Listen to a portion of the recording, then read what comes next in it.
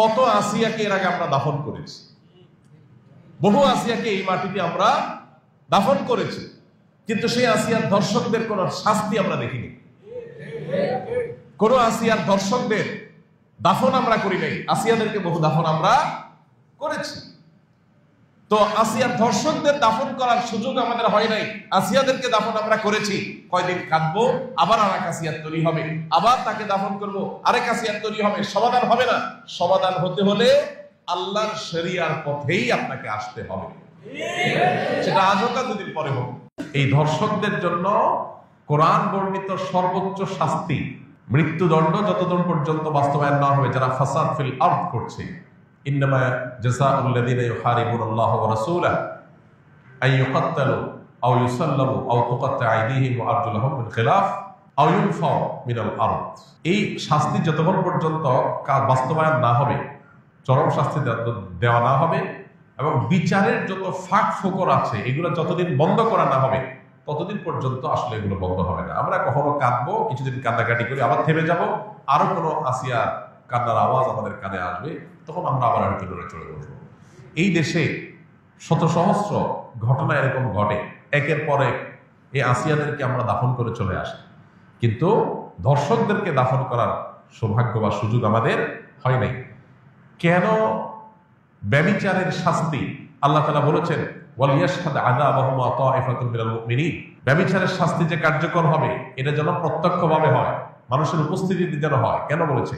কারণ মাকাসিদুশ শরিয়া বা শরিয়ার উদ্দেশ্যই হলো মানুষের জীবন, সম্পদ, ঈমান, মানুষের পরিবার, এই সব কিছুর হেফাজত এবং সংরক্ষণ। এই জন্য শরিয়াত এসেছে। এই জন্য যেই অপরাধের শাস্তি প্রত্যক্ষ হলে সমাজ সোজা হয়ে যাবে, অপরাধীরা সোজা হয়ে যাবে, সেটাকে প্রত্যক্ষ করতে বলেছে শরীয়ত। সেটার বাস্তবায়ন যদি হয় তাহলে ইনশাআল্লাহ আসিয়াদের কান্না আর আমাদের শুনতে হবে না। মানব রচিত বিধিবিধান দিয়ে আজকে হয়তো একটা ফাঁক বন্ধ করবেন, কালকে আর 5টা ফাঁক তৈরি হবে। চিরতরে ফাঁক বন্ধ করা সম্ভব হয় না। ফাঁক ফোকর জন্য বন্ধ করতে হয় যাতে করে অপরাধী কোনোভাবে পার না পায়, তাহলে আমাদেরকে অবশ্যই শরিয়া আইন বাস্তবায়ন করার দিকে যেতে হবে। কোন মুসলমান যদি শরিয়ার আইন বাস্তবায়ন না চায় সে মুসলমানই না। আপনি যদি বলেন যে আমি শরিয়া চাই না, শরিয়া দ্বারা শাসিত হোক আমার দেশ বা আমি নিজে এটা চাই না, তাহলে আপনি নিজেকে মুসলমান দাবি করার কোন নৈতিক অধিকার নাই। শরিয়া এটা শুধুমাত্র চুমু খাওয়ার জন্য আসে নাই। আপনি পারছেন না শরিয়া দ্বারা শাসিত হতে, অপরাধ বোধ আপনার মধ্যে আছে যে আমি পারতেছি না বা আমরা পারতেছি না, এটা একটা লেভেল পর্যন্ত চলে। কিন্তু আপনি চান না, পছন্দ করেন না, এটা চলে না। এটা মানে আপনি বিদ্রোহ করলেন, অস্বীকার করলেন, ঈমান থেকে খারিজ হওয়ার মতো বিষয়। এই জন্য ভাই, মানুষ, আমরা উন্নত পৃথিবীর উন্নত দেশগুলোতে জানি যে প্রচুর পরিমাণে সেখানে তাদের আপনার টেকনোলজিক্যাল সাপোর্ট আছে, তাদের কাছে অপরাধীদেরকে শনাক্ত করার হাজারটা সিস্টেম আছে, কিন্তু যেই পরিমাণ ধর্ষণের ঘটনা এই সমস্ত দেশেও ঘটে, আপনি অনলাইনে একটু সার্চ দিলে দেখতে পাবেন যে কোনোভাবেই সেগুলো তারা থামাতে পারছে না। কর্মস্থল থেকে নিয়ে শিক্ষা প্রতিষ্ঠান পর্যন্ত কোনো জায়গায় তাদের নিরাপদ না। নারীর নিরাপত্তা নিশ্চিত করবার জন্য শুধুমাত্র ইসলামী শরিয়ার বাস্তবায়নই না, ইসলামী বিধিবিধান এবং ইসলামী যে লাইফস্টাইল সেটা ফলো করা জরুরি। আপনি পর্ন সাইটগুলো সব ওপেন রাখবেন, এই পর্ন সাইটগুলো সব ওপেন রেখে সমস্ত আজে বাজে আর্টিকেল, সমস্ত উপায় খোলা রাখবেন যেগুলো দিয়ে মানুষের মধ্যে যৌন আকাঙ্ক্ষা পশুত্ব জেগে ওঠে। এরকম হাজারটা রাস্তা খোলা রাখবেন।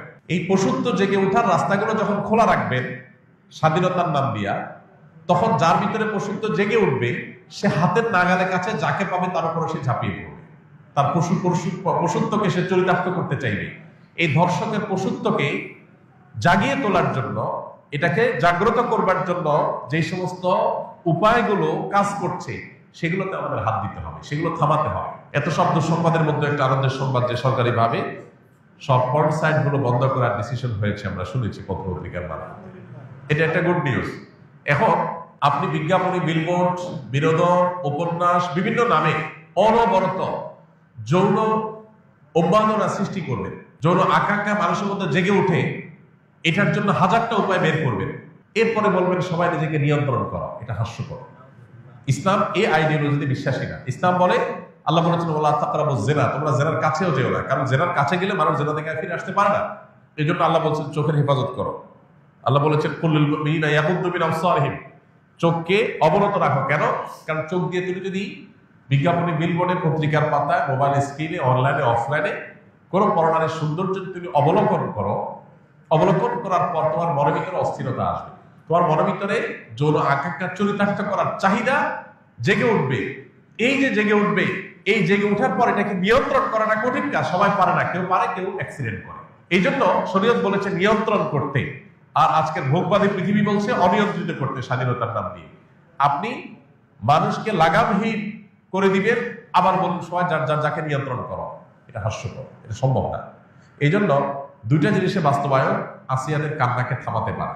নাম্বার এক, আমাদের সমাজে নীতি নৈতিকতার যে ভিত্তি নড়বড়ে হয়ে গেছে, নামাজ কালাম পড়ে, কিন্তু ইসলামের অন্যান্য বিধিবিধান, চোখের হেফাজত, চোখের হেফাজত করার জন্য ওইরকম পরিবেশ, ওইরকম এনভায়রনমেন্ট, এগুলো আমাদের দেশে নাই, এগুলো আমাদের মুসলমানদের সমাজ আজকাল নাই। না থাকার কারণে কি হয়েছে? মানুষ তার ভিতরে যৌন আকাঙ্ক্ষা জেগে উঠছে, পশুত্ব জেগে উঠছে, ধর্ষকরা দর্শক হয়ে উঠছে। এই জন্য একদিকে ইসলামের এই অনুশাসন, বিধিবিধান, এগুলোকে কঠোরভাবে মেনে চলার জন্য চেষ্টা করতে হবে। পশ্চিমাদের শেখানো পথে আমরা স্বাধীনতার নাম দিয়ে মেয়েদেরকে পণ্যে পরিণত করব, তাদেরকে ভোগ্য পণ্যের মতো করে উপস্থাপন করব। ছেলেদেরকে আমরা তাদের যৌন আকাঙ্ক্ষাকে জাগ্রত করে তুলব, আবার অপরদিকে বলবো না সব মেয়েরা সেফ থাকতে হবে, তাদের কোনো কিছু হতে পারে না। এটা সাংঘর্ষিক এবং আপনার পরস্পর বিরোধী কাজ। এই জন্য একদিক থেকে ইসলামের অনুশাসন মানতে হবে, নীতি নৈতিকতা, এটা আমাদের সমাজে চর্চা বাড়াতে হবে। আর অপর দিকে এ ধরনের অপরাধকে সংগঠন করলে তার জন্য কোরআনের দেওয়া সর্বোচ্চ শাস্তি প্রকাশ্যে বাস্তবায়ন করতে হবে।